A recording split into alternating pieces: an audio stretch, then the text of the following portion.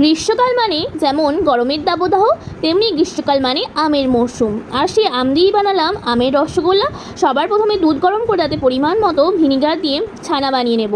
তারপর ছানার জল ছেঁকে একটি পাতলা কাপড়ের মধ্যে ছানাটা ভরে একটি জায়গায় ঝুলিয়ে রাখতে হবে। তারপর চেপে চেপে ছানার জলটা পুরোপুরি ঝরিয়ে নিতে হবে।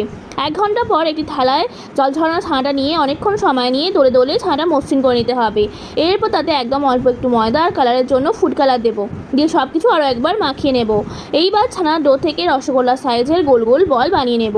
এবার কড়াইতে জল নিয়ে তাতে পরিমাণ মতো চিনি দিয়ে ফুটিয়ে চিনি শিরা বানিয়ে নিচ্ছি। তারপর তাতে কাঁচা রসগোল্লাগুলো তুলে 5 মিনিট ফুটিয়ে নেব। জানি তো আপনাদের মনে প্রশ্ন জেগেছে, তাহলে আমগুলো কখন দেব? আম তো এবার দেব। স্লাইস করে কেটে রাখা আমের টুকরোগুলো দিয়ে আরও 5-7 মিনিট ফুটিয়ে নেব। ব্যাস, এবার গ্যাসের ফ্লেম অফ করে 3 ঘন্টা স্ট্যান্ডিং টাইমে রেখে দেবো, যাতে আমের ফ্লেভারটা রসগোল্লার মধ্যে যায়। 3 ঘন্টা পর রেডি আমার আমের রসগোল্লা।